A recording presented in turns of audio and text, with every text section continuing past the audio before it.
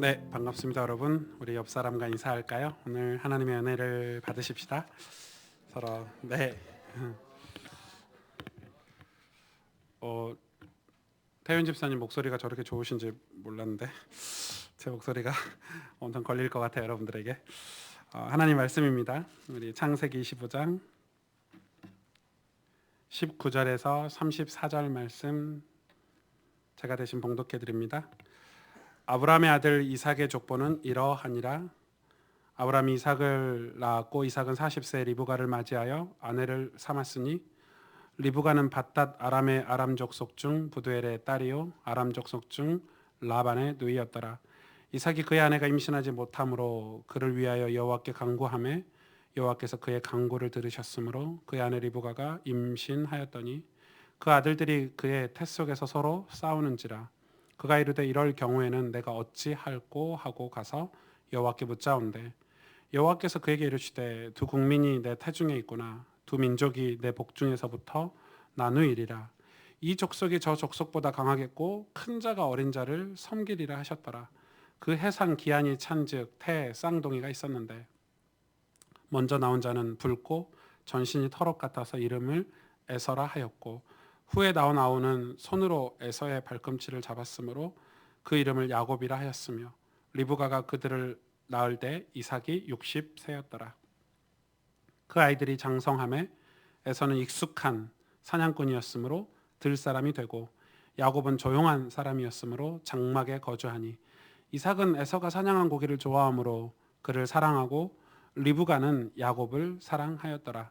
야곱이 죽을 쑤었더니 에서가 들에서 돌아와서 심히 피곤하여 야곱에게 이르되 내가 피곤하니 그 붉은 것을 내가 먹게 하라 한지라. 그러므로 에서의 별명은 에돔이더라. 야곱이 이르되 형의 장자의 명분을 오늘 내게 팔라. 에서가 이르되 내가 죽게 되었으니 이 장자의 명분이 내게 무엇이 유익하리요. 야곱이 이르되 오늘 내게 맹세하라. 에서가 맹세하고 장자의 명분을 야곱에게 판지라. 야곱이 떡과 팥죽을 에서에게 주매 에서가 먹으며 마시고 일어나 갔으니 에서가 장자의 명분을 가볍게 여김이었더라. 아멘. 네, 이제 무더운 여름이 이제 차가워서 이 인간이 가장 졸리는 시간이 이 시간이라고 합니다. 그래서 예배 드릴 때 많이 졸리실 수도 있고 한데 이렇게 저는 좀 그렇게 생각을 해요. 보통 요즘 그 학원 같은 데 가고 학교 같은 데 가면 이렇게 뒤에 서서 이렇게 책 같은 거 펴갖고 할 수 있는 것들 이렇게 구비해 놓잖아요. 그 말은 사람 졸 수 있다는 거를 이렇게 인정하고 들어가는 거죠. 그럼 졸리시면 뒤에 가셔서 서서 메시지 들으셔도 좋습니다. 중요한 거는 말씀을 듣는 게 중요한 거니까 좋은 게 창피하다 이런 게 중요한 게 아니고 저도 졸리거든요 지금. 그래서 여러분도 이 말씀 듣는데 그런 기능들을 가지고 환경들을 가지고 말씀에 좀 집중할 수 있었으면 좋겠고, 본질적으로 토요일 날 조금만 일찍 주무시면 이 시간에 잘 안 졸릴 수 있습니다. 저는 어제 이제 2시 한 반 정도 이제 보통 자고 또 새벽에 일어나고 이렇게 하는데, 여러분 그 주일날 이렇게 말씀 듣는 게 굉장히 중요하고요. 또 물론 집에 가서 다시 들으셔도 되고 또 다시 말씀을 확인하는 시간도 중요하지만, 오늘 이렇게 하나님 앞에 공동체로 또 하나님이 공적으로 이렇게 하나님 앞에 예배드린 시간에 성령께서 여러분 마음을 조명하시고 또 하늘의 신령한 복들이 여러분 삶 가운데 임하는 그런 복된 시간이 되시기를 주님의 이름으로 축복합니다. 무엇을 위해 기도할 것인가라는 제목으로는 말씀을 좀 나누겠습니다. 하나님 나라의 일이 굉장히 중요하잖아요. 그렇죠? 하나님 나라의 일. 우리는 신앙생활 하면서 이 하나님 나라에 대해서 엄청 많이 들었어요. 그리고 하나님 나라의 일에 대해서도 엄청나게 많이 메시지를 듣고 이렇게 했죠. 그런데 이제 성경을 보니까 이 하나님 나라의 일을 아무에게나 맡기시진 않더라고요.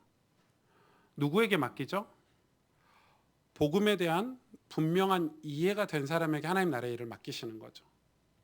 복음에 대해서 분명한 이해가 결여된 사람은 하나님 나라의 일을 맡길 수가 없어요. 뭐 직분이 아무리 좋아도 또 뭐 재산이 많아도 뭐 대학 교수처럼 뭐 박사 학박사여도 하나님의 일만큼은 복음에 대한 분명한 이해가 된 사람에게, 다시 말해서 복음을 통과하고 복음을 깨달은 사람에게 하나님 나라의 일을 맡기지, 하나님께서 이 복음이라는 이 중요한 이 하나님의 그 은혜, 구원의 은혜를 통과한 사람에게 하나님 나라의 일, 사명을 우리에게 맡기죠. 아무에게나 맡기시지 않죠. 그래서 여러분, 우리가 이번 방학 때 뭐 말씀 사경회나 바이블 스쿨이나 또 여름 성경학교 이런 사역들은 그런 복음에 대한 분명한 이해가 되는, 좀 깨달음이 있고 체험이 있고 경험이 있는 그런 집중해서 우리가 훈련받을 수 있는 기관이잖아요. 특히 우리 아이들에게, 특히 우리 후대들에게, 청소년들에게, 어린 아이들에게 옛날에 들었는데요, 이게 아니라 예수님이 누구신지, 구원이 무슨 말인지, 그게 지식적으로 알고 있어도 아이들이 그런 성령의 은혜로 경험되어지고 체험되어지는 건 굉장히 중요하죠. 그래서 복음이 내가 구원받은 하나님의 자녀구나, 그 감격과 감사가 우리에게 회복돼야 될 것 같아요. 로마서 3장 10절에 이렇게 말씀이 기록되어 있어요. 로마서 3장 10절에 보면 우리가 완전히 멸망해 버렸는데 기록된 바 의인은 없나니 하나도 없대요. 이게 우리의 중요한 거예요. 우리가 하나도 없는 거예요. 의인이 없다는 거예요. 이 땅엔 의인이 단 한 명도 없다고 성경은 밝히고 있고, 로마서 3장 23절에 보니까 우리가 구원받을 조건도 없대요. 그래서 여러분, 죄는 뭐냐면 하나님을 모르는 거예요. 죄는 뭐냐면 하나님께 이르지 못하는 거예요. 그래서 하나님, 우리가 죄가 뭐 이런 죄 저런 죄 우리가 많이 얘기하잖아요. 사실 진짜 죄는 하나님을 모르고 사는 거예요. 하나님의 존재 자체를 인식하지 못하고 사는 게 죄거든요. 그러니까 우리가 구원받을 수 있을 만한 조건이 하나도 없어요. 왜냐하면 우리는 죄인인 우리는 하나님의 영광에 이르지 못하게 돼 있어요. 그러니까 5장 8절에 그래서 하나님께서 당신의 아들 독생자들 예수 그리스도를 우리에게 보내주셨어요. 언제요? 우리가 죄인 되었을 때. 죄인 되었을 때 예수님을 우리에게 보내주셨어요. 이건 엄청난 일이죠. 우리가 죄인 되었을 때. 그 말은 무슨 말? 이게 중요한 게, 우리가 죄인 되었을 때가 왜 중요하냐면 우리가 스스로 구원받을 노력으로 받지 않는다는 말이에요. 그러니까 우리가 의와 노력을 가지고 구원받을 수 있는 게 아니에요. 그래서 에베소서 2장 8절, 9절, 10절에 이렇게 기록하고 있어요. 너희는 그 은혜에 의하여 믿음으로 말미암아. 그럼 이게 진짜 신학적으로 중요해요. 구원은 은혜로 받는 거예요. 하나님이 우리에게 은혜를 주셔야 구원받을 수 있는데, 믿음은 그럼 무슨 역할을 하죠? 믿어서 구원받는 게 아니에요. 믿음은 그 은혜로 구원받을 수 있도록 하나님 우리 인간 편에서 신앙의 행위를 할 수 있도록 주신 방법이에요. 도구예요. 도구, 믿음은. 그러니까 구원은 은혜로 받는 거예요. 8절 다시 한번 보여주세요. 그 은혜로 인하여 믿음으로 말미암아 구원받았으니 이것은 너희에게서 난 것이 아니요 하나님 선물이라. 9절에 이렇게 기록하고 있어요. 행위에게서 난 것이 아니다. 누구든지 자랑할 수가 없도록, 행위로 자랑할 수 없도록. 구원은 행위로 자랑할 수 있는 게 아니죠. 10절에 보니까 우리는 그가 만드신 바라 그리스도 예수 안에서 선한 일을 위하여 지으심을 받은 자니. 그래서 여러분, 믿음은 방법이에요. 그럼 구원은요? 구원은 은혜로 받는 거예요. 하나님이 은혜를 주셔야 구원을 받을 수 있어요. 구원은 은혜 받은 사람에게 하나님이 믿음도 주시는 거예요. 그러니까 여러분, 우리가 나 믿음 있어, 이거는 하나님 선물이에요. 왜? 구원받기 위해서 하나님 주신 선물이에요. 굉장히 중요해요. 엄청나게 중요한 거죠. 그래서 여러분, 우리가 이 은혜, 하나님의 은혜, 그 은혜가 뭐죠? 예수 그리스도죠. 그래, 은혜의 본질은 그리스도예요. 예수님이 은혜예요. 예수님이 우리에게 주셨기 때문에. 그래서 예수님을 믿을 때 우리가 구원받을 수가 있죠. 요즘은 근데 제가 볼 때 많은 그리스도인이 어떤 그 미국의 유명한 신학자이자 목회자 존 맥스웰 목사님께서 이 칼럼을 쓰셨는데, 요즘 그리스도인, 미국 교회를 이야기하겠죠. 근데 한국 교회도 비슷해요. 영적 소비자라는 거예요. 영적 소비자. 우리 백화점 가면 소비자잖아요. 어디 마트에 가도 소비자고, 커피숍에 가도 소비자고, 이 단지 자신의 개인의 감성적인 필요를 채우기 위해서 교회에 오가는 소비자. 그게 지금 미국 교회가 돼버렸대요. 그러니까 지금 이런 거죠. 나 일주일 동안 힘들어서 교회 가자. 위로 좀 받을래? 나 진짜 너무 삶이 힘들고 지쳤는데 교회 가서 하나님이 위로 좀 축복 좀 받아야 될 것 같아. 교회 가자. 찬양하고 막 눈물 흘리고 막 경배하고 나니까 마음이 좀 후련하고 시원하고. 그게 나쁘다는 게 아니라 그걸로 제한돼 버렸다는 거예요. 그걸 영적 소비자다. 그래서 지금 세상에 변화가 없다.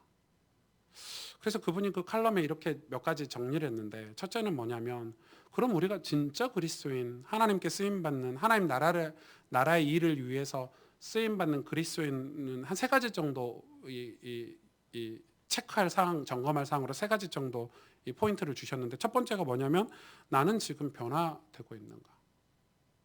내가 지금 변화되고 있는가? 그래서 그분이 약간 보수 교단의 목사님이시라서 이런 것도 쓰다. 나는 지금 술을 끊으려고 노력하고 있는가? 나는 언행을 고치려고 노력하고 있는가? 나는 지금 범죄, 죄악된 현장에 가지 않고 은혜 받을 현장에 가고 있는가? 뭐 이런 글을 쭉 쓰셨더라고요. 포인트만 우리가 찝어도 좋은 것 같아요. 나는 지금 변화되고 있는가? 나는 지금 변화되고 있는가? 그건 여러분 자신이 스스로 잘 아시죠. 그리고 두 번째 포인트가 뭐냐면, 내가 있는 곳이 선교지인가? 내가 있는 곳이 지금 선교지로 생각되고 있는가? 그분이 그렇게 말씀하셨어요. 변화된 사람은 내가 변화됐기 때문에 우리 가정, 내가 있는 우리 직장, 내가 있는 어떤 공동체가 선교지로 느껴져야 된다는 거예요. 그게 변화된 사람의 변화된 그 변화를 확인할 수 있는 방법이라는 거예요.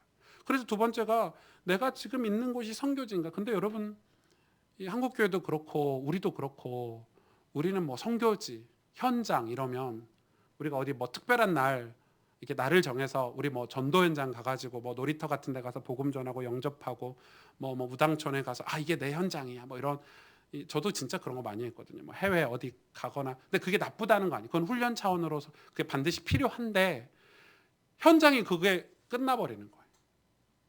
진짜 현장은 어디냐는 거예요. 우리가 변화되고 은혜를 받고 나면, 구원의 은혜를 받고 내가 진짜 변화됐다고 생각하면 내 가정이, 내 살아가는 내 가정이 현장이 돼야 된다는 거예요. 내 직장이 선교지가 돼야 된다는 거예요. 이 교수님 얘기가 그 말씀이에요. 근데 우리는 이런 거예요. 저도 그렇거든요. 저 밖에 가서 전도하려면요, 예를 들어서 제가 뭐 어디 뭐 미국에 이렇게 캠프를 진행하러 가요. 그럼 막 이상한 사람 만나잖아요. 막 저 사람 전도하려고 막 발도 씻겨주고 막 음식도 사주고, 저 사람 이상한 얘기해도 몇 시간이고 들어주고, 왜? 어떻게든지 꼬셔갖고 복음 전해보려고, 영접시켜보려고. 막 안 그렇습니까? 그래서 막 영접하면 기분 좋고, 데리고 가면 더 기분 좋고, 집에 와서 와이프한테는 뭐 했냐? 왜 밥도 안 차리고 청소도 안 하고 뭐 했냐? 이런 이중적인 태도. 왜? 집은 내 현장이 아닌 거야. 집은 내 선교지가 아닌 거야. 생판 모르는 사람에게는 온 정성을 다 쏟으면서 믿지 않는 내 부모, 믿지 않는 내 형제, 아직 예수님을 모르는, 구원을 받지 못하는 내 가족들에게는 너무 냉소적이고, 한 1, 2년 기도하고 포기해버리고. 우리가 복음을 가지고 있으면, 복음으로 우리 삶이 변화되면 두 번째 나타나는 현상이 내가 있는 그곳이 현장으로 변화된다는 거예요. 맞죠? 교회가 여러분의 현장이에요. 가스펠 교회가 여러분의 현장이죠. 주일날은 여러분 교회로 전도하러 오시는 거예요. 새가족도 있고 어린 아이들도 있고 어른들도 계시고, 집에 가면 여러분 집이 여러분의 현장인 거예요. 여러분 남편이 내 전도 대상자고, 내 아내가 전도 대상자고, 먼저 믿은 나에게, 먼저 변화가 있는 나에게 내 직장의 동료들이 내 현장인 거죠. 그리고 세 번째는, 그 교수님이 하신 얘기 세 번째는 뭐냐면, 선교 활동, 그 선교지와 현장을 변화시키고 복음을 전하기 위해서 훈련을 받고 있는가? 훈련을 받고 있는가? 아주 중요한 얘기를 했죠. 선교는 선교부장이 하는 게 아니고 전도부장이 하는 게 아니고, 또 무슨 선교사, 물론 특수한 나라, 특수한 문화권에는 선교사도 파송을 해서 우리 대신 가서 선교를 해야 되지만은, 하나님은 본질상 우리를 부르셨고요, 우리에게 복을 주시고 다시 내보내신 하나님이세요. 파송하신 하나님이세요. 성경은 항상 파송하셨어요. 그래서 하나님은 본질상 보내시는 하나님, 그래서 선교하신 하나님인 거예요. 주일날 우리가 예배 때 은혜를 받으면요, 항상 여러분 가정으로, 현장으로 다시 파송하는 거예요. 그리고 옛날 정통 교회에서는요, 이 주일날 끝날 때 파송식처럼 파송의 노래를 항상 불렀어요. 예배 끝나면 파송하는 거예요. 여러분의 선교지로, 여러분의 가정과 직장으로. 그것을 위해서 우리가 훈련을 받고 있냐 이거예요. 근데 지금 많은 크리스찬들은 이 선교와 전도를 위해서 훈련을 받지 않는 시대. 아니, 요즘은 뭐 주일날 한 타임 예배드리고 저 주일 성수했어 이런. 주일 성수가 무슨 말인지 못 알아들으시더라고요. 주일 성수는 새벽부터 밤까지 주일을 온전히 지키는 거죠. 요즘은 뭐 시대가 너무 많이 바뀌었어요. 뭐 저도 마찬가지지만. 그래서 여러분 이런 하나님 나라의 일을 두고 저는 오늘 말씀을 좀 깊이 살펴보려고 해요. 여러분 오늘 본문을 한번 보실래요? 이런 배경을 가지고 19절에 아브라함의 아들 이삭의 족보는 이러하니라 이렇게 시작을 하죠. 아브라함이 이삭을 낳았고 이삭은 40세 리브가를 맞이하여 아내를 삼았으니, 아브라함 얘기를 다시 설명하고 있죠. 리브가가 누군지 설명하고 있어요. 그러면서 21절에 이삭이 그의 아내가 임신하지 못함으로 그를 위하여 여호와께 간구하매. 아니 여러분 저를 보세요. 되게 중요한 내용이에요. 근데 이건 한 절만 이렇게 기록해 놨어요. 한 절로 짧게. 이삭이 아내를 맞이했어요. 왜 19절 20절에 이 가문의 족보를 다시 설명하죠? 이삭과 리브가가 어떻게 결혼했는지, 어떤 가문인지를 지금 설명하고 있는 거예요. 여러분 이삭이 엄청나죠. 왜? 아브라함의 그 생고생을 해가지고 믿음의 가문을 세워가지고 그 언약과 축복, 영적인 축복을요 이삭에게 다 물려줬어요. 영적인 축복을 많이 받았어요 이삭은. 근데 영적인 축복만 받았어요? 아니에요. 아브라함이 그 생고생을 해서 물질적인 축복도 보여줘서요. 이삭은요 그 근동 일대에서 가장 부자였어요. 그리고 리브가는요, 오늘 말씀 나오잖아요. 리브가가 어떻게 이삭에게 시집 왔는지 우리는 다 들었잖아요. 리브가 믿음이 신실하고요. 800km를 낙타를 타고 와가지고 시집 온 사람, 신실한 사람이에요. 그럼 우리는 어떻게 생각해요? 이야, 끝났다 이제. 이삭 너는 리브가 이삭 너네들이 이제 복만 받으면 된다. 막 축복만 받고 누리기만 하면 돼. 부모들이 다 고생해서 만들어 놓은 거 이제 펑펑 쓰고 누리고 이제 뭐 하나님 예배하고 행복하게 꽁냥꽁냥 잘 살아. 그럼 되지. 맞아. 우리 아버지가 고생은 다 했고 우리 아버지가 시험은 다 통과했고 믿음의 과정은 다 통과했으니까 이제 나는 예쁜 와이프 얻어가지고 신실한 와이프 얻었으니까 이제 우리는 잘 살 거야. 잘 살 것만 같아. 그런데 21절에 바로 이삭이 그의 아내가 임신하지 못함으로, 아버지가 겪은 문제를 똑같이 겪고 있는 거예요. 임신하지 못함으로 아내를 위하여 간구하였는데, 여호와께 간구했는데 이게 몇 년이에요? 20년이에요. 이 말씀은 지금 한 절이지만 애가 안 생긴 게 20년이라니까요. 20년 동안 애가 안 생겼어요. 근데 좀 다른 게 아버지하고, 아버지는 애가 안 생겼을 때 하나님께 간구하지 않고 하가를 드렸지만 이삭은 좀 다르죠. 기도했대요. 간구했대요. 그러나 여러분 보세요. 20년 동안 애가 안 생겼어요. 그 당시에는요 애를 쑥쑥 낳는 시대예요. 막 자손이 번창하는 시대니까 막 쑥쑥 낳는 시대에 20년간 애가 안 생긴 건 하나님 스케줄이고 계획이죠. 저도 저희가 결혼했는데 물론 좀 떨어져 살기도 했고 뭐 이유가 있었지만 애가 8년간 안 생기니까요 표는 안 냈어요. 저 표는 못 내겠더라고. 근데 애가 안 생기니까 이 사람들 다 물어봐요. 저한테 와서 목사 뭐 문제 있어? 뭐 이런 식으로 와서 문제 다 물어봐요. 애가 안 생기니까 막 제가 조급하더라고요. 병원도 다니고 뭐 누가 지나가는 말로 어디 한의원 가서 한약 먹으면은 애가 생긴다더라서 그 한의원도 찾아가 보고 인터넷도 뒤져보고 우리끼리 노력을 많이 했죠. 특히 저희 어머님이 저한테 이 승주야 나의 마지막 소원은 손주를 보는 거다 이러는데 엄청 부담돼요. 저는 한 말도 안 하고 신경도 안 쓰고 뭐 태어난 척 했지만 그래도 기도가 되더라고요.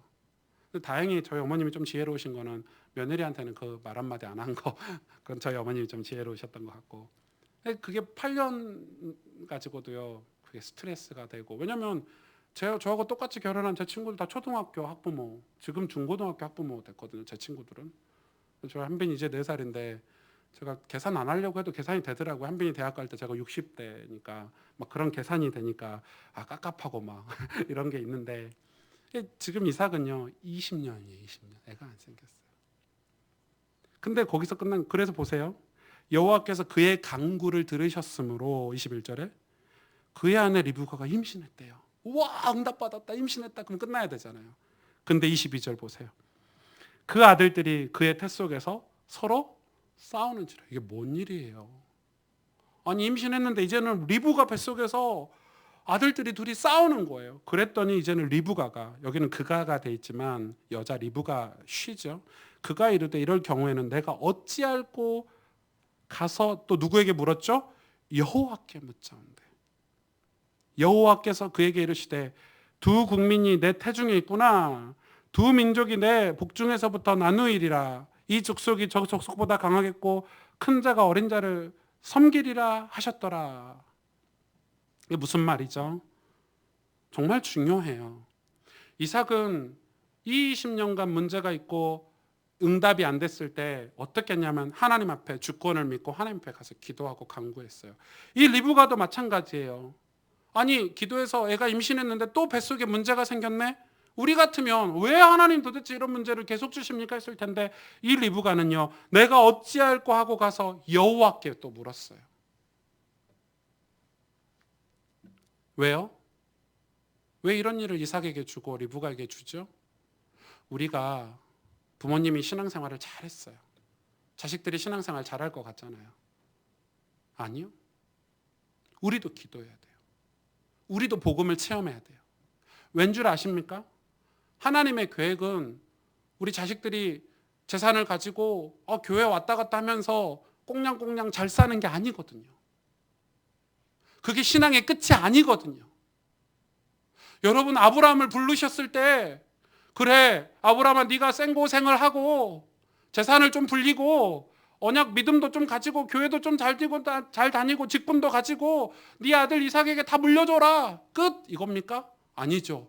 창세기 12장에 내가 너를 불렀는데 복중의 복으로 불러서 세상에 이 복음을 전하고, 그게 아니죠. 더 큰 건 뭐죠? 메시아 언약. 내 태에서 네 씨앗에서 그리스도의 언약이 전달돼야 되는데 이삭이 그걸 모른다고 생각해 보세요. 리브가가 그걸 모른다고 생각해 보세요. 그래서 하나님의 계획은 이 리브가와 이삭을 통해서 에서와 야곱을 낳는 거예요. 에서와 야곱이 서로 다투고 싸우는 과정을 통해서 요셉을 낳는 거예요. 그죠? 언약의 후대들을 낳는 거예요. 그리고 그 후대들이, 민족들이 애굽에 가서 400년간 종살이하고 광야를 통과해서 가나안 땅, 예수 그리스도께서 나실 땅까지 다시 정복해서 들어가는 거예요.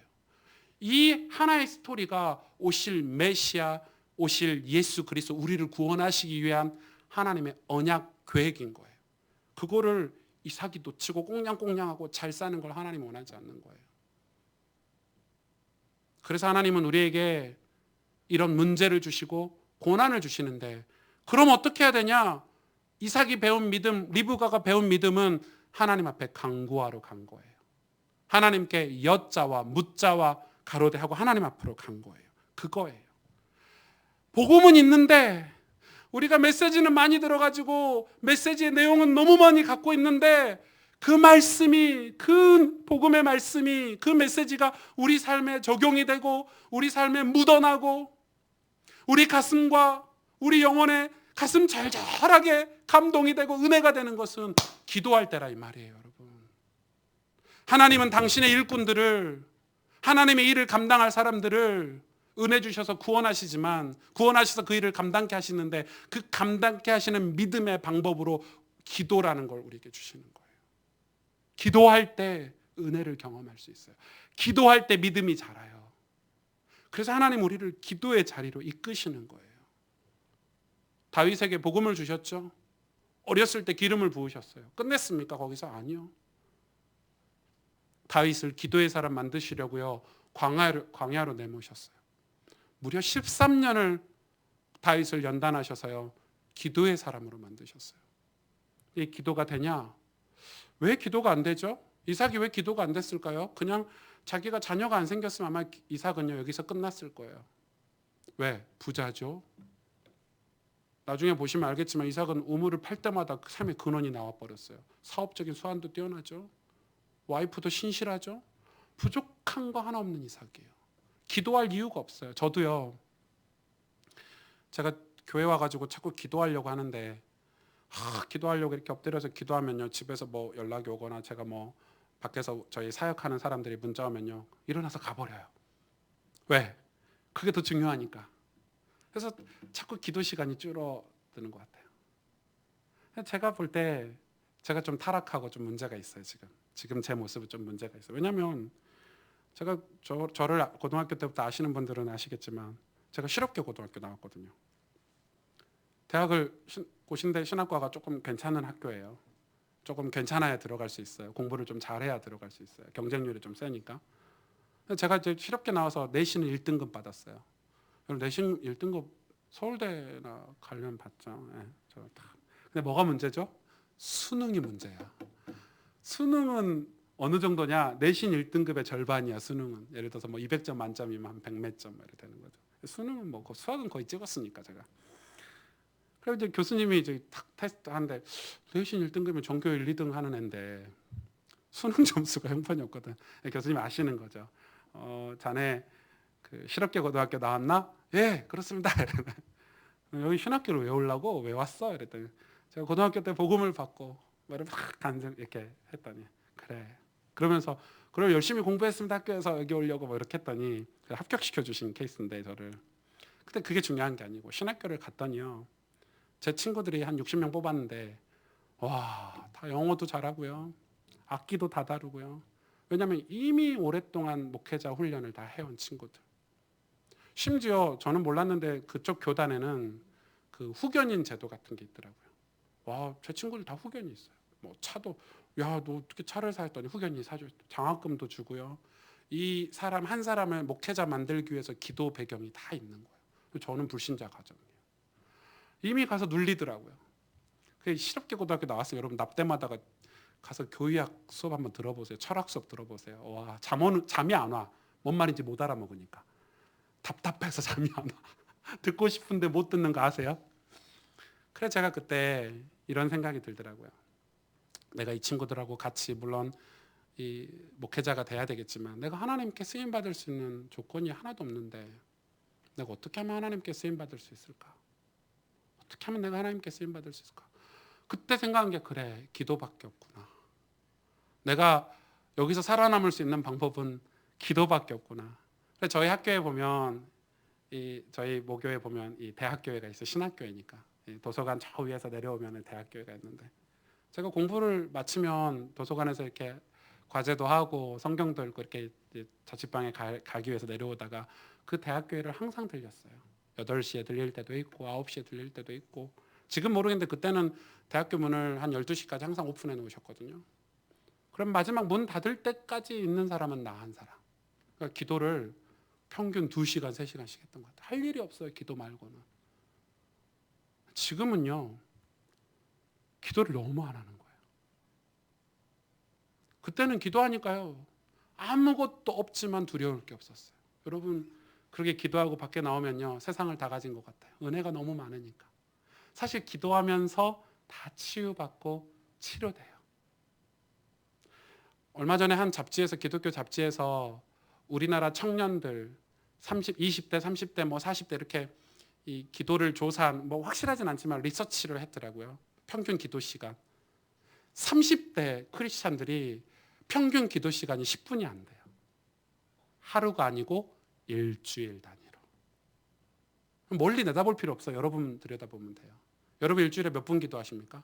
여러분 아마 착각하고 있을걸요. 기도를 많이 한다고. 그러나 자세히 보면 기도를 많이 안 하죠. 왜? 그냥 생각으로 뭐 밥 먹을 때 하는 기도가 기도인 줄 알고. 그런 기도 말고요. 하나님 앞에 무릎을 꿇고 자세를 갖추고 제대로 정식적으로 기도하는 시간이 일주일에 몇 분이나 되십니까? 그래놓고 우리는 은혜를 달라고. 그래놓고 우리는 하나님께 쓰임받게 달라고 하나님의 나라의 일을 하겠다고 하는데 과연 우리가 하나님 나라의 일을 할 수 있는 그런 은혜의 사람인가? 기도의 사람인가? 제가 어젯밤에도 설교 준비를 좀 마치고 1시, 12시 반 정도 여기 와서 엎드려 여러분 이렇게 기도하는데 기도를 한참 했어요. 한참 막 기도하고 부르짖고 막 기도하고 시계를 딱 봤는데 20분 지났더라고요. 와, 저는 2시간 한 줄 알았거든요. 제가 타락했다는 증거죠. 대학교 때는 2시간 막 기도했는데 시계 보면 20분밖에 안 지난 것 같은데 그때는 2시간 지났고, 지금은 20분 기도했는데 2시간 지난 것 같고 제가 완전 변질돼도 이렇게 변질될 수 있을까? 제가 어젯밤에 새벽에 그 생각이 들더라고요. 하나님은 이삭과 리브가에게 기도 훈련을 시키시는 거죠. 그래서 그냥 자녀를 낳는 게 중요한 게 아니라 언약을 전달해야 되고 문제와 사건을 바르게 해석하고 바르게 복음을 전할 그런 하나님과 소통과 교제가 있는 사람으로 만드시는 거예요. 훈련하시는 거예요. 맞죠? 그런데 보세요. 뭐 이제 이 이삭 얘기, 에서와 야곱 얘기는 나중에 조금 하려고 하고요. 에서와 야곱 얘기 나중에 하려고 하고 27절부터 보니까 그 아이들이 장성하면 이제 애를 낳았죠. 둘을 낳았어요. 쌍둥이를 낳았어요. 큰애가 에서고 둘째가 야곱이었어요. 에서는 익숙한 사냥꾼이 되었으므로. 왜냐하면 태어날 때부터 에서는 이 붉고 전신이 토록 같은 아주 힘 있는 남자처럼 태어난 거예요. 들 사람이 되고 익숙한 사냥꾼이죠. 여기서 익숙한은 능숙하다. 그러니까 프로예요. 프로. 완전히 전문인 사냥꾼이죠. 야곱은 뭐냐면 야곱이란 단어의 뜻이 남 발꿈치를 잡다는 뜻이에요. 야곱 자체 단어의 뜻이. 야곱은 조용한 사람이었으므로 장막에 거주하니. 그런데 보세요. 28절. 이삭은 에서가 사냥한 고기를 좋아하므로 그를 사랑하고. 이삭이 에서를 그냥 사랑한 게 아니라 왜 사랑했죠? 그가 사냥한 고기를 좋아했대요. 근데 뒤에 보세요. 리브가는 야곱을 사랑하였더라. 이게 좀 중요해요. 이 에서는 커서 뭐가 됐냐면 능숙한 사냥꾼. 그 당시 족장 시대를 자료를 보니까요. 최고 직업 1번이 뭔지 아세요? 사냥꾼이에요. 요즘으로 안 하면 기업 회장 같은 거예요. 뭐 대학 교수, 판사, 검사. 그러니까 에서는 아주 능숙한, 돈을 많이 벌고 사회적으로 인정받는 실력 있는 전문인이 딱 된 거예요. 근데 야곱은요. 조용한 사람이었으므로 장막에 거주하니. 남자가 집에 거주한대요. 뭐예요? 무능한 사람인 거죠. 무능한 사람인 거죠. 장막에 거주한대요. 집에 하루 종일 있는 거예요. 여러분 보세요. 남자가 집에 이렇게 하루 종일 있으면 좀 그렇잖아요. 형제인데 둘 다 나가서 사냥을 하든지 뭐. 근데 그렇게 표현이 돼 있어요. 근데 중요한 거는 이삭이에요. 이삭이 에서가 사냥한 고기를 좋아해서요. 그를 사랑했대요. 근데 엄마 리브가는 야곱을 그냥 사랑했죠. 이게 뭐예요? 편애죠. 편애. 우리가 커서 그런 상처를 좀 받을 제 후배 중에 한 목사님이 계시는데 이 목사님이 그런 상처가 있더라고요. 왜냐하면 자기 동생은 공부를 엄청 잘했대요. 그래가지고 대기업에 입사해서요. 막 아버지 차도 좀 사드리고 막 아버지 막 용돈도 펑펑 드리고. 근데 큰애는 어렸을 때부터 공부를 잘 못한 거야. 그래도 아버지 하는 말이 넌 네 동생 좀 반만 닮아라, 네 동생 뭐만 닮아라 막 이러다. 근데 큰애가 커서 할 게 없어 목사가 됐어. 난리가 난 거지. 아버지, 아유 저 바보 같은 게 하는 것마다 마음에 안 들어. 우리 아빠들이 문제야. 아빠들은 좀 그런 결과를 가지고 편애를 좀 하더라고. 이 큰애가요 상처가요 어마무시해요. 아빠에 대한 원망, 상처. 그래서 엄마들이 좀 지혜로워요. 리브가는 야곱을 사랑하였더라. 근데 이게 야곱을 그냥 사랑한 게 아니고 짠하니까. 보통 엄마들은 짠한 자식을 더 사랑하잖아요. 그죠? 저는 애가 하나라 잘 모르겠어요. 이 두 가지가 다 이렇게 되는 것 같은데 애들 여러분 이런 결과들을 가지고요 애들을 편애하면 안 돼요. 왜냐하면요 사람이 보는 것과 하나님 보시는 게 달라요. 하나님은 누구에게 관심이 더 많았어요? 야곱에게 관심이 더 많았어요. 왜요? 에서는 하나님의 일에 하나님 나라의 일에 관심이 없었어요. 사냥하고 돈을 벌고 사람들에게 인정받는 걸 더 좋아했고, 야곱은 그럴 능력이 안 됐는지 뭐 무능했는지 모르겠지만 하나님의 언약에 관심이 많았어요. 그게 이유가 뭡니까? 그게 그 다음 절에 나와요. 보세요. 야곱이 죽을 쑤었더니 에서가 들에서 돌아와서 심히 피곤하여 야곱에게 이르되 내가 피곤하니 그 붉은 것을 내가 먹게 하란지라. 그러므로 에서의 별명은 에돔은 붓다라는 단어죠. 야곱이 이르되 형의 장자의 명분을 오늘 내게 팔라. 에서가 이르되 내가 죽게 되었으니 이 장자의 명분이 내게 무엇이 유익하리요. 이 말은 장난친 거죠. 진짜 배고파서 막 그런 게 아니라 야곱이 이르되 오늘 내게 맹세하라. 에서가 맹세하고 장자의 명분을 야곱에게 판지라. 야곱이 떡과 팥죽을 에서에게 주매 에서가 먹고 마시고 일어나 갔으니 에서가 장자의 명분을 가볍게 여김이었더라. 지금 이 장면은 어떤 장면이냐면요, 정확히 이 형이 사냥하고 돌아왔어요. 배고프죠? 근데 먹을 게 야곱만 있어요? 종이 몇 명인데요, 종이. 아이 그 값부 비싼 부잣집에 야곱한테만 먹을 게 있겠냐고요. 근데 야곱이 요리를 하고 있으니까 에서가 장난친 거죠. 야, 먹을 거 나 좀 줘. 동생이니까. 먹을 거 그냥 주면 되는데 이 야곱은 늘 가슴에 담고 있어. 왜냐하면 제가 볼 때 야곱은 엄마로부터 언약을 전해 들었어요.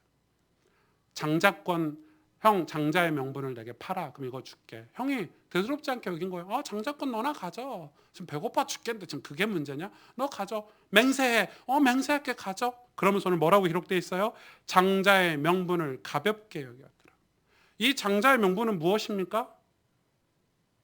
그냥 그 당시 시대적인 배경만 봐도 장자의 명분은 이 장자의 명분 때문에 이삭에게 하나님이 모든 걸 다 물려주셨잖아요. 아브라함이 모든 재산을 다 물려받아야 되고, 그리고 그 공동체 족장의 리더가 되는 권한이 있고. 근데 성경의 장자의 명분은 언약의 계보를 설명하고 있죠. 예수 그리스도가 나실 언약의 계보가 장자의 명분이란 말이에요. 원래는 첫째에게 있어야 될 언약의 계보가 둘째로 지금 넘어가는 장면이에요. 왜? 가볍게 여겼대요. 그 말은 에서가 평상시에 하나님 나라의 일에 관심이 없었다는, 복음에 관심이 없었다는 거예요. 왜? 잘 먹고 잘 살거든요. 잘 나갔거든요. 사냥꾼으로 인정받았거든요. 익숙하고 능숙한 사람이 됐거든요. 연약하고 집에서 있는 힘이 없는 요리나 하는, 그 당시에 남자가 요리하는 게 말이 됩니까? 지금이나 되니까 남자들 요리하고 남자 요리사들이 최고지만 그 족장 시대는요, 남자들 손 하나 까딱 안 하는 시대 아닙니까? 야곱이 요리하고 있으니까요. 연약한 사람이. 그런데 여러분, 성경에 이게 한두 번이 아니에요. 힘있고 능력 있는 사람 사울 왕. 그런데 보잘것없는 목동이었던 다윗에게 하나님은 관심이 있었어요. 왜요? 다윗이 예배를 드렸거든요, 하나님께. 하나님을 늘 의지하고 사모하고 은혜를 사모하고. 여러분, 강대국들 바벨론, 아수르, 수많은 강대국들을 하나님 놔두시고요. 구약에 보니까 하나님이 그 작은 땅, 강원도만한 땅에 이스라엘 백성들 맨날 불신앙하고 불평하고 하나님께 원망하고 얻어터지면서도 하나님을 붙잡고 언약을 붙잡고 있는 그 이스라엘을 사용하셨고요. 신약에 와서도요, 예수님께서 실력 있는 바리새인들, 사두개인들을 제자로 부르시지 않고 말기도 못 알아듣고 바보 멍청이 같은 베드로 같은 사람 제자로 세워서요, 초대교회를 세우시죠. 왜요? 왜요, 여러분?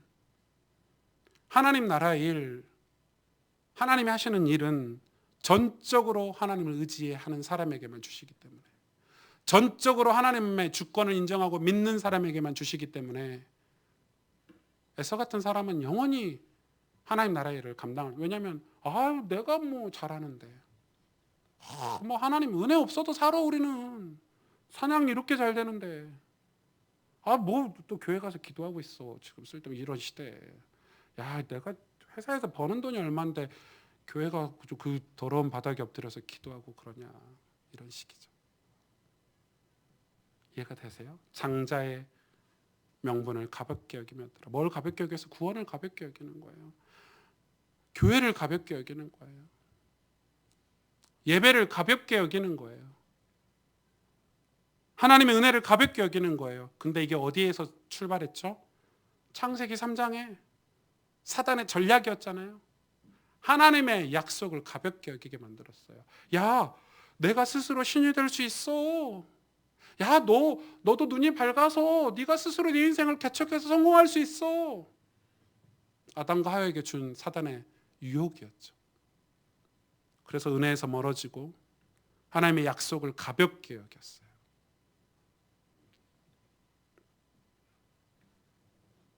여러분 지금 오늘 설교가 결코 그냥 설교가 아니죠.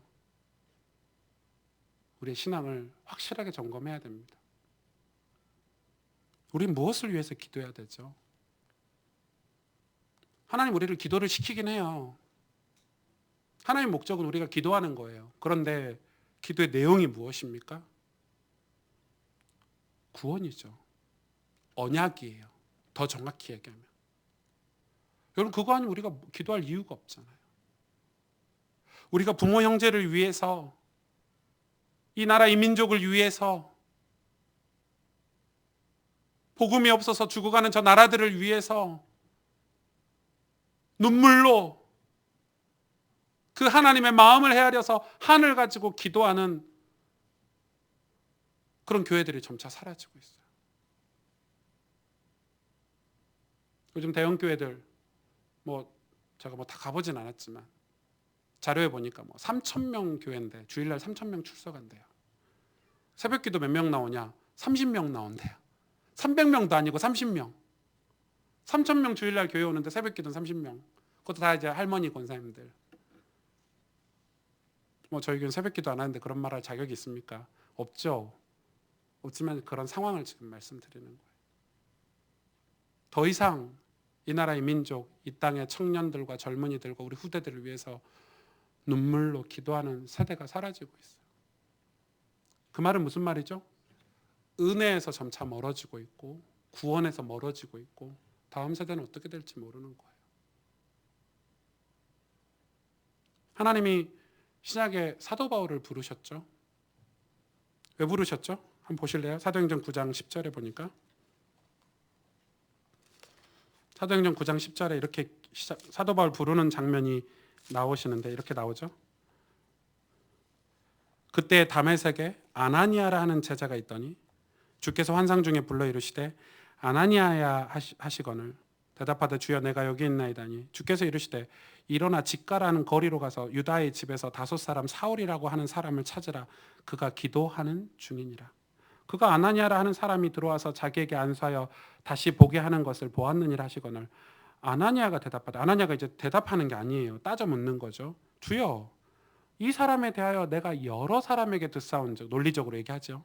그가 예루살렘에서 주의 성도들에게 적지 않은 해를 끼쳤다 하더니 여기서도 주의 이름을 부르는 모든 사람을 결박할 권한을 대제사장들에게 받았나이다 하거늘 15절 주께서 이르시되 설명하지 않으시죠. 그냥 명령하시죠. 가라. 이 사람은 내 이름을 이방인과 임금들과 이스라엘 자손들에게 전하기 위하여 택한 나의 그릇이라. 그가 내 이름을 위하여 얼마나 고난을 받아야 할 것을 내가 그에게 보이리라 하시니라. 지금 어떤 상황이냐면 초대교회가요 5,000명, 3,000명씩 예수님을 믿었어요. 교회가 갑자기 5,000명씩 모여든다고 생각해 보세요. 난리도 아니겠죠.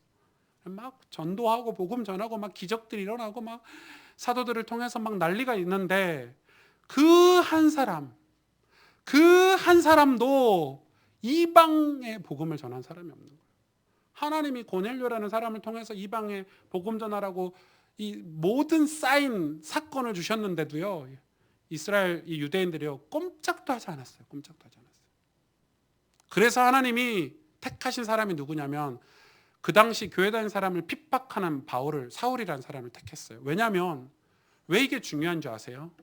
사울이 예수 믿는 사람을 잡아 죽였고 예수님을 핍박했기 때문에 자기가 예수님을 변화됐을 때 그 겸손함을 절대 잃지 않게 되는 거예요. 저는 그 마음을 알아요. 왜냐면 저는 그렇거든요. 저는 교만할 게 건덕지가 없어요. 저는 교만할 게 없어요. 제 인생에. 교만할 만한 게 단 한 개도 없어요. 왜냐하면 저는 죄를 많이 짓고 불신자에서 예수님을 믿었기 때문에 이 평생 교만할 게 없어요. 제 인생에. 바울은요. 저보다 더 심해요. 예수 믿는 사람을 잡아 죽이고요. 가두고요. 이 사람을 예수님이 택하신 거예요. 하나님이. 그런데 이 아나니아가 따져 묻는 거예요. 그 사람 우리 핍박하고 우리 괴롭히는데 그 사람이요? 그랬더니 하나님 말씀하시죠. 가라 이 사람은 내 이름을 위하여 이방인들과 임금들과 이스라엘 자손들에게 전하기 위하여 택한 나의 그릇이라. 이 바울이 죽기 전에 이렇게 고백했죠. 빌립보서 3장 보실까요? 빌립보서 3장 1절에서 21절. 이건 주옥 같은 고백입니다. 이건 제가 읽어드릴게요. 빌립보서 3장을 다 읽어드릴게요. 끝으로 나의 형제들아. 끝으로죠. 이 바울의 마지막 고백이에요. 주 안에서 기뻐하라. 너희에게 같은 말을 쓰는 것이 내게는 수고로움이 없고 너희에게는 안전하니라. 개들을 삼가고 행악하는 자들을 삼가고 몸을 상해하는 일을 삼가라. 하나님의 성령으로 봉사하며 그리스도 예수로 자랑하고 육체를 신뢰하지 아니하는 우리가 곧 할례파라. 그러나 이게 왜냐면요, 밖에서요 율법적으로 공격해 들어온 거예요, 초대교회. 그래서 지금 이 얘기를 하는 거예요. 그러나 나도 육체를 신뢰할 만하며 만일 누구든지 다른 이가 육체를 신뢰할 것이 있는 줄로 생각하면 나는 더욱 그러하리니. 나는 8일 만에 할례를 받고 이스라엘 족속이요 베냐민 지파요 히브리인 중에 히브리인이요 율법으로는 바리새인이요 열심으로는 교회를 박해하고 율법의 의로는 흠이 없는 자라. 율법의 의로도 흠이 없대요. 말이 돼요? 근데 그런 사람이에요. 7절 그러나 무엇이든지 내게 유익하던 것을 내가 그리스도를 위하여 다 해로 여길 뿐더러 또한 모든 것을 해로 여김은 내 주 그리스도 예수를 아는 지식이 가장 고상하기 때문이라. 내가 그를 위하여 모든 것을 잃어버리고 배설물로 여김은 그리스도를 얻고 그 안에서 발견되려 함이니 내가 가진 의는 율법에서 난 것이 아니요 오직 그리스도를 믿음으로 말미암은 것이니 곧 믿음으로 하나님께로부터 난 의라. 내가 그리스도와 그 부활의 권능과 그 고난에 참여함을 알고자 하여 그의 죽으심을 본받아 어떻게 해서든지 죽은 자 가운데서 부활에 이르게 하노니 내가 이미 얻었담도 아니요 온전히 이루었담도 아니라 오직 내가 그리스도 예수께 잡힌 바 된 그것을 잡으려고 달려가노라. 형제들아 나는 아직 내가 잡은 줄로 여기지 아니하고 오직 한 일 뒤에 있는 것은 잊어버리고 앞에 있는 것을 잡으려고 표대를 향하여 그리스도 예수 안에서 하나님이 위에서 부르신 부름의 상을 위하여 달려가노라. 그러므로 누구든지 이 온전한 것을 이룬 자들은 이렇게 생각할지니 만일 어떤 일에 너희가 달리 생각하면 하나님이 이것도 너희에게 나타내시리라. 오직 우리가 어디까지 이르렀든지 그대로 행할 것이니라. 형제들아 너희는 함께 나를 본받으라. 그리고 너희가 우리를 본받은 것처럼 그와 같이 행하는 자들을 눈여겨보라. 내가 여러 번 너희에게 말하였거니와 이제도 눈물을 흘리며 말하노니 여러 사람들이 그리스도의 십자가의 원수로 행하느니라. 그들의 마침은 멸망이요 그들의 신은 배요 그 영광은 그들의 부끄러움에 있고 땅의 일을 생각하는 자라. 20절 21절 같이 읽겠습니다. 그러나 우리의 시민권은 하늘에 있는지라. 거기로부터 구원하는 자 곧 주 예수 그리스도를 기다리노니 그는 만물을 자기에게 복종하게 하실 수 있는 자의 역사로 우리의 낮은 몸을 자기의 영광의 몸의 형체와 같이 변하게 하시리라. 아멘. 바울이 뭔 얘기하고 있죠? 나 지금 너네들이 육신적으로 나한테 따져 물으니까 나도 내가 옛날에는 육신적으로 너희한테 내세울 만한 거 내세울 것 같은데 지금은 관심 없다. 다 배설물로 여겼다. 내가 지금 관심 갖고 있는 게 무엇인 줄 아느냐? 지금 바울이 이 빌립보서 쓴 게 3차 전도여행이 끝날 때거든요. 엄청난 사역을 하고 엄청난 교회를 세운 바울이 뭐라고 얘기하냐면 나 지금도 하나님께 발견되고 싶어. 무슨 말이에요? 하나님 눈에 띄고 싶어. 나 하나님께 관심 좀 받고 싶어. 하나님 눈에 좀 들어가고 싶어. 나 하나님께 사랑받고 싶어. 나 하늘의 상금을 소망하고 사는데 그 하늘의 상금을 좀 받는 삶을 살고 싶어라고 지금 얘기하고 있는 거예요. 그 대전도자 사도 바울이. 그러면서 얘기하고 있죠. 우리의 시민권은 하늘에 있다. 이게 은혜죠. 나 너무 감사해. 고린도 후서에 보니까 나 병든 것도 괜찮아. 나 구원이 너무너무 좋아. 나 이 복음이 너무너무 좋아. 너무너무 감사해. 그래서 하나님이 나에게 이런 질병을 주시고 나에게 이런 고난을 주셔서 기도하게 하시는 거야. 바울의 고백이에요. 여러분 이 바울이 깨달은 이 구원, 바울이 받은 이 은혜를 받아야 우리가 영적인 치유가 일어나요. 영적인 치유는요 어떤 프로그램을 통과해서 일어나는 게 아니에요. 이 구원이 깨달아지면 치유가 일어나요. 여러분 영화 한 편만 봐보세요. 좋은 영화 하나만 봐도요 내 마음이 치유가 돼요. 그죠? 아닙니까? 저는 이 영화 몇 편 보면서 감동이 된 영화들 보면요 막 마음이 감동이 되더라고요. 와 진짜 막 울기도 하고요. 막 혼자 영화 보면서 많이 울거든요. 감동이 되고. 요즘 목사님들 사이에 인기 있는 영화가 알라딘인데 여주인공이 좀 예쁜가 보죠. 너도 나도 다 그거 보러 가더라고요. 제정신들이 아닌 거죠. 네. 영화 주인공. 근데 그거 보면서 이제 다들 만족을 얻고 사모님에게 받은 핍박을 좀 치료받고 뭐 이러려고 다 그걸 보러 간다 뭐 이렇게 말들을 하더라고요. 그러니까 영화 한 편만 봐도요 감동이 되고요 은혜가 되고요 좋은 영화는 그런 힘이 있어요.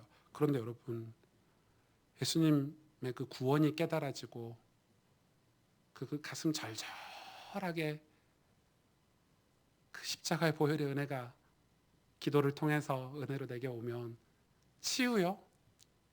내 가정 문제요? 내 인생의 환경이요? 아무것도 아니에요. 아무 문제가 되지 않아요. 세상을 다 가진 것 같은데요. 하나님이 나의 백그라운드인데요. 나의 시민권은 하늘에 있는지라. 내가 지금 감옥에 있는 거냐? 그게 중요하냐? 지금 내 육신을 가지고 사람들이 우리를 공격해? 해봐. 나는 지금 그리스도께 붙잡히려고 그리스도께 발견되려고 난 지금도 달려가고 있어. 그게 중요하지. 여러분 은혜 받으면요 치유가 되는. 근데 사단은 속이잖아요. 거짓말로.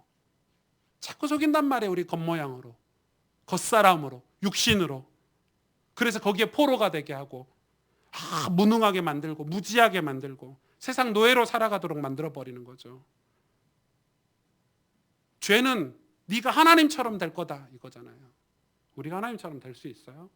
우리는 하나님께 은혜 받는 존재들이에요. 우리 하나님을 섬겨야 되는 존재들이고 하나님을 경배하고 예배해야 되는 존재들이에요.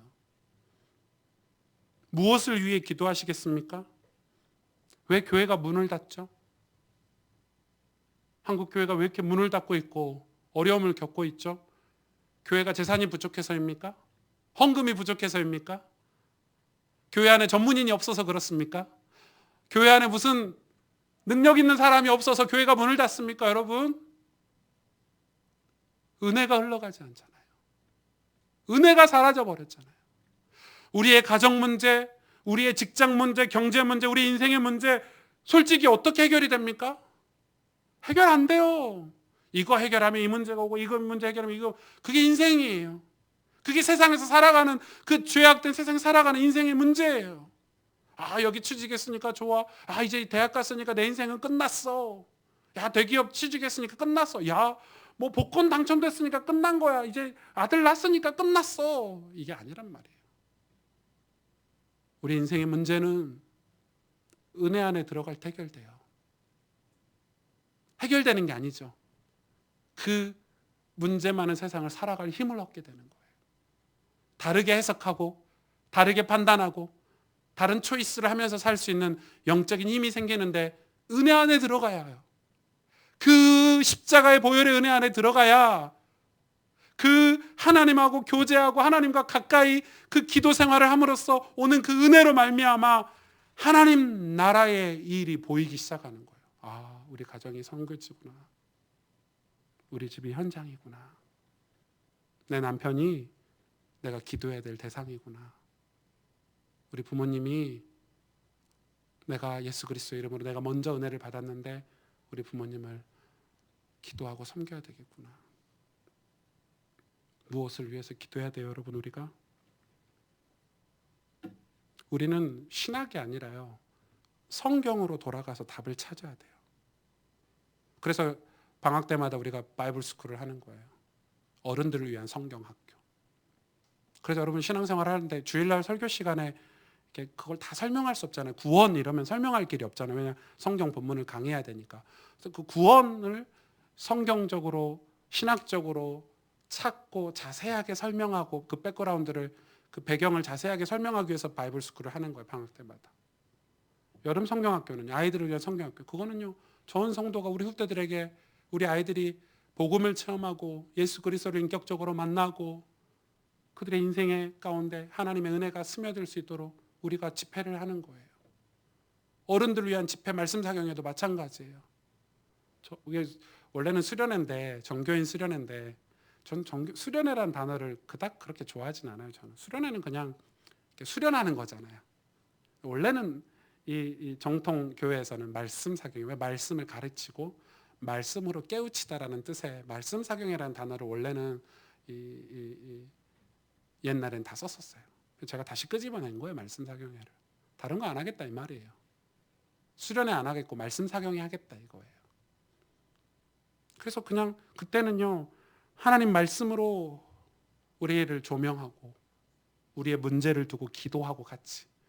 그래서 여러분 이번 여름에 그런 은혜들이 있기를 원하고, 그래서 우리가 은혜를 회복해야 되는 거죠. 저는 우리 교회가 뜨겁게 기도하는 교회가 되길 원해요. 아직 그 방법은 못 찾겠어요. 어떻게 해야 되나. 여러분 그냥 여러분 소그룹끼리 모이고 뭐 이렇게 교회에서 이렇게 모여서 포럼도 하고 하시잖아요. 우리 다 포럼하고 그냥 헤어지잖아요. 그죠? 그러지 마시고 기도회를 하세요. 기도 제목을 나누고 그룹 리더들이 같이 기도를 하세요. 그리고 여러분 개인 기도도 하시고요. 금요일에 오시면 조금 교회 일찍 오셔서 개인 기도도 하시고요. 주일날도 시간이 남으면 교회에서 개인 기도를 하고 돌아가시고요. 여러분 기도하시기를 바랍니다. 그리고 하나님이 여러분에게 어떤 문제를 주시고 사건을 주셨다면 이삭과 리브가처럼 그걸 가지고 하나님 앞에 아뢰고 기도할 수 있는 하나님이 나를 지금 찾고 계시구나. 하나님이 나를 지금 가까이 부르시는구나. 이렇게 사인으로 받으시면 될 것 같아요. 그래서 우리는 뭘 기도해야 돼요? 하나님 우리에게 주신 사명이 있다니까요.